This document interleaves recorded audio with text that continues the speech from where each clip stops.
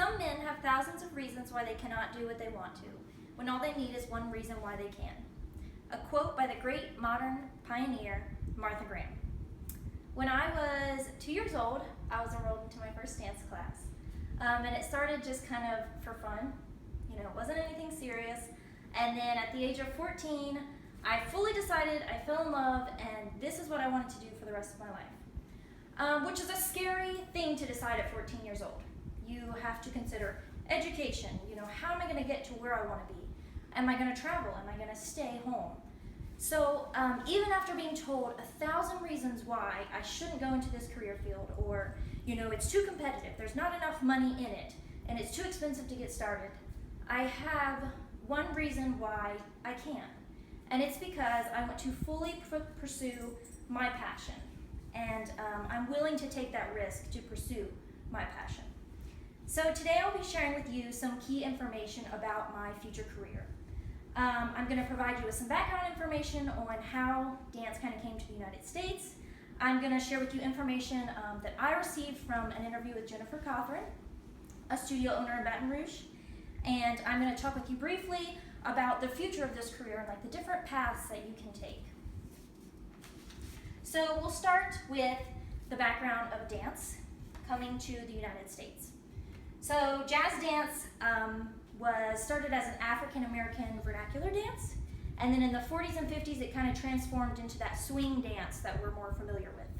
And some huge pioneers that helped bring it to the United States were Gene Kelly, Catherine Dunham, and Bob Fosse. Now, ballet was a little bit different. It was brought from Europe, and it started in the court. So it was a court dance for royalty. And an article by Marian Horosco, found in Dance Magazine, stated that in 1927, America had seen the artistry and dramatic talent of Anna Pavlova for the last time, who was a very professional ballerina at the time. And the craze for wearing pointe shoes had begun. A huge pioneer that helped bring ballet from Europe to the United States is George Balanchine, and he actually developed his own kind of ballet method that came here. Now, dance as we know it today is a little bit different. The role of the dance teacher is a lot more important because it focuses a lot more on the technique and the foundation of whatever style of dance you're training in. So, now that we have a brief understanding of the history of dance, I'm going to tell you about my interview that I conducted with Jennifer Cothran from Baton Rouge Dance Connection. So she gave me some of the most redeeming parts of her job. I was just kind of picking her brain about, her favorite parts, what are the worst parts of the job, and she gave me that the most redeeming parts were impacting the children's lives, working in an area that's your passion, and being able to fulfill your own visions and creations and kind of see them come to life. The hardest parts were staying relevant, staying up to date, knowing what's coming in, what's going out, what new techniques you need to develop, keeping clients happy, but also staying true to who you are and your business vision and your ethics.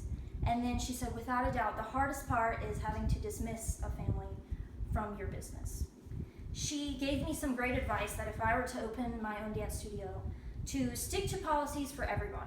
Try not to give special treatment to one family, because then people come along wanting that same treatment.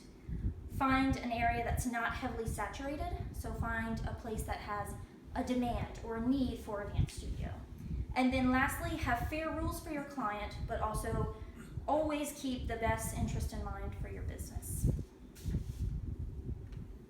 Now that you've heard about my interview and the history, now we're going to talk about future career options. According to an article from New York Film Academy, the world of dance is an ephemeral field. Maintaining a career as a full-time dancer can be elusive, difficult to maintain, and short-lived. However, there are many ways to extend a career in dance and remain active in your field or transition to something different. So the most popular job in the dance world is obviously to become a professional dancer. The average wage is about $17 an hour depending where you're dancing, who you're dancing for. Next would be a dance teacher or choreographer, so creating those pieces or reinventing new pieces for somebody else. You could be a studio owner, like Jennifer.